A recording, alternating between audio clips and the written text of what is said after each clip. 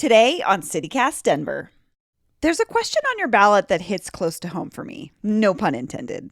I'm talking about referred question 2F. If passed, it would make it illegal in Denver for 5 unrelated adults to live in a house together. That was already illegal for a long time until City Council passed the Group Living Amendment in February. But back in the 2010s, I broke the law, and I lived with a house full of people for years. So why is this a big deal? And why do people want to make it illegal again?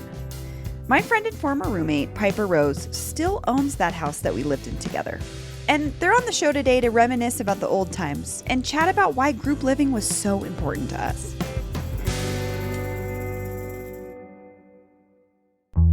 Today is Thursday, October 21st, 2021. I'm Bree Davies, and this is CityCast Denver.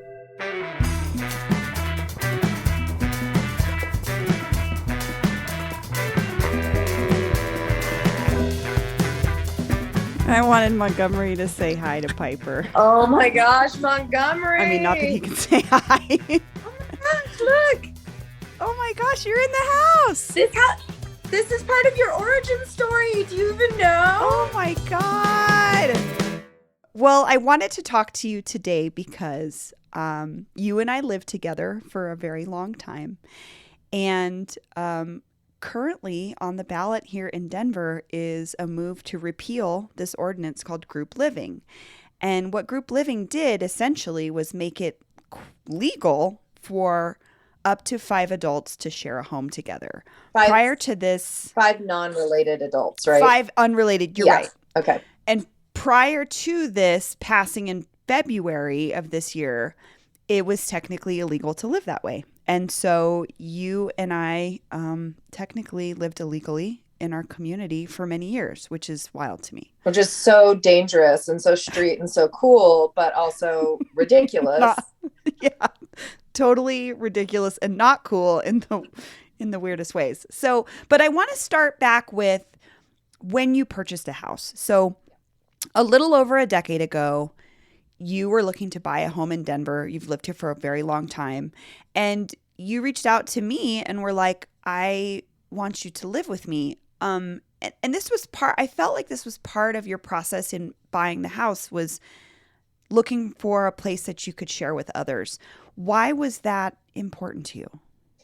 Absolutely. So that's true. I never envisioned the house to be mine. I envisioned it to be a place for members of my community to experience secure, affordable housing. That was always a part of the vision. There are some aspects of class privilege that I have access to and some aspects that I don't. And my stepmother had passed away, and I was able to have, for the first time in my life, the kind of sort of financial situation that might allow for this purchasing of a home. Now, I have experienced housing insecurity. I've experienced sort of personal life circumstances that could easily lead to housing insecurity. And then I've seen many of my friends, many of whom are artists or folks on the fringe who have struggled for various reasons to fit in, maybe queer, trans, other marginalized identities, struggle with housing in a way that is devastating. I mean, we all know that this is not a country that does anything less than like persecute the poor. So when money came into my life in this particular way, like, of course, the first, all the like little the punk nodes in my brain start firing and are like, redistribute the wealth. So I'm like, okay, well, I could redistribute the wealth, but there were actually conditions to this money. So my father said, you are going to have this. This is a really incredible opportunity. You can't do anything but buy a house. And it was not, though, his same intention. We did not share the intention of me filling it with 4 million people and seeing how many people could get affordable rent. So in the beginning, my first thought was not, what house am I going to buy? It was, who do I want to live with?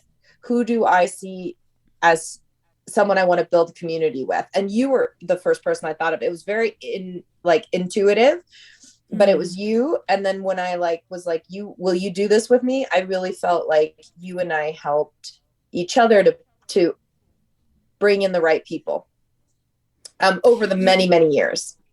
I remember that conversation, and I remember you reaching out to me. At that point, I was living with my mother, which was a great situation, but it was also serving a purpose in that I had come out of sobriety a couple years prior and needed that safe space to get sober. But moving into a new space sort of on my own seemed really daunting. And part of the appeal of living with you was that you're a fellow person in recovery. Yeah. And I don't think that was necessarily it wasn't like a strict rule in the house, but we essentially created a space for other folks who might be in recovery or looking for that support. So in a sense, it kind of was that. Well, I think it's really interesting too, because I feel like when you bring up the recovery part, I mean, yeah, we could say recovery and contextualize it with like how we had experienced recovery from alcohol and drugs, but people showed up in recovery from abusive relationships, from housing insecurity, from like a really negative work situations that they couldn't leave without support. I mean, people have come for so many reasons. So, I mean, the house intentionally has been a space for calm and joy and healing and sort of safety. So I think these kinds of opportunities are really radical because they're stripped of like social obligation that is family, and you have to figure out like what you want to build. It's very different than just like even living with a roommate. Yeah, than like having a roommate or like finding a roommate on Craigslist. And whenever we were looking for a roommate, it was like we have to sit down and have a conversation about you're going to be sharing space with people, and we want to make sure that you feel comfortable in this home, and B, you make others feel comfortable in this home. And a lot of it has to do with things like, yeah, it's not a party house, even though, again, we're from the lineage of, like you're saying, the punk house, which would be way more chaotic, which is where a bunch of people would live together and in an effort to make something affordable. But also that was often a place that would like host shows or I don't know. We weren't a punk house. No, we weren't a punk house because we didn't have an obligatory stolen very large roll of toilet paper from a gas station, which is like one delineation. But the other thing is that, to your point, there's a difference between living with a lot of people in one place, and then there's like that plus different degrees of conscious living, right? So I feel like we were conscious in cultivating the vibe and making sort of house rules. You know, this is our wake up time, this is our bedtime, after that it's quiet, you know, like no partying, no like extraneous intoxication, like whatever the sort of house agreements were. And I don't even think they were rules, but like house agreements were, that's a degree of conscious collective living, right? And then you get all the way to the point where you're talking about weekly dinners together, sharing food purchases, house meetings on the regular, like everyone sort of owns part of the home in terms of taking care of it and investing it, and what you reap in terms of the social and material reward of those things. Yes, I would agree. Like that's the hard part, is conveying what you're conveying to a neighborhood or someone who might be fearful of someone like us being their neighbor. Super curious, actually, as we're talking about that, I'm like, what is the argument? What is the oppositional argument? Like, we just don't like a lot of cars on our street. Yes. I know that, you know what is so weird to me? The like, you're parking in my spot. And I'm like, it's a public street. Yeah, but it's in front of my house. And I'm like, yeah, but. And you bring up a really great point, which is that's one of the main arguments that I've heard out in these like community outreach meetings in advance prior to this group living ordinance passing that they're trying to repeal. Something that I heard in these outreach meetings that the city put on was people are going to take our parking spots. People's trash will be overflowing. And I think about our situation. Not everybody had a car. Like, we were sharing cars. The trash situation for sure was a little frustrating because if you're living quote unquote illegally, you can't ask the city for another trash can. But if people are able to live this way, they can ask for more trash cans. It's pretty simple, Here's you the know? like wildest part about it is that we point to an individual's psychosocial material security, like their home, and we target that instead of targeting public transportation, instead of targeting solutions for waste management in, relationship to collective housing. Like, instead of panning out, people are like, well, what about my parking? Well, what about equitable and well-designed public transportation? Could we focus on that? Like, maybe we could put our energy there. Totally. And something interesting. So there's this opposition group called Safe and Sound Denver, which is the group that got this repeal on the ballot. And they got more than 13,000 signatures to repeal the amendment, and they only needed a little over 9,000. What do you think that says about Denver? Do you think that, to me, I think the opposition from a lot of folks is also fear-based. And I just wonder what you think, like, is it just because people don't know about these opportunities, like you're saying, to change systems? Or like, why are people so afraid of sort of neighborhoods being shared? Right. I think that there's a couple of things here. One, I would have to hear how they were presenting it, because there's a way you might present this on the website, and then there's a way you might be trained conversationally when you go door to door to talk about this. And I would really want to hear and see what kind of fear mongering really underlined some of their arguments. So I think that there are several things here, and some of them are bigger than others. Like, who are we targeting, and what are the arguments before really answering that? Yeah. But I think this is a question of, again, what is a community? It isn't even a neighborhood anymore, which sometimes historically it has been.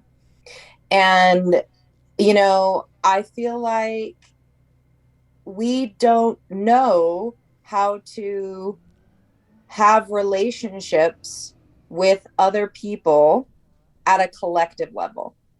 I think about, we're on the far west side in Barnum, and our block, there was a lot of intergenerational and community living happening that wasn't just us. We may have been the only white folks, or one of a handful of white families in the neighborhood at that point. That idea of community can cross cultures. I would say to somebody, it changed my life. It challenged my viewpoints in the world. It pushed me to better understand what community means, how I can function in a community and be of service to other people. It also allowed me space to be in recovery and be in a safe space. It allowed me to grow my career because I wasn't spending half of my income on rent. Yep. That's another thing I think financially that folks don't necessarily think about is like, even if you don't need it, even if you can cover your mortgage, you could be helping somebody else out tremendously by lifting that burden of rent a little bit. And that to me is huge.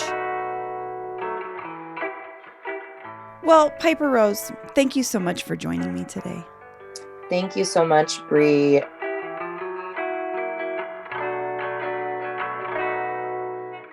And here's what else is happening in Denver today.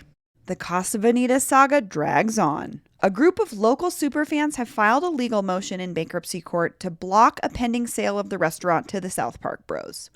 According to the Denver Post, it isn't so much that the Save Casa Bonita group doesn't want Matt and Trey to be the owners of CB. Rather, it's the potential of a local developer family, the Zeppelins, being partners in that deal, among other things. Stay tuned. And another story update. It looks like Douglas County deciding to pull out of the Tri-County Health Department earlier this year is causing a bit of a domino effect. According to the Colorado Sun, Adams County will also be leaving what is left of the health department, meaning Arapahoe County is the lone wheel left on the tricycle, and it'll have to create its own health department now as well. Oh, and by the way, it's projected that it's going to cost each county millions of dollars to create new health departments. Cool. That's all for today here on CityCast Denver. If you enjoyed the show, why not take a minute to tell a friend about us, rate the show wherever you get your podcasts, and subscribe to our morning newsletter. We'll be back tomorrow morning with more news from around the city. Bye-bye.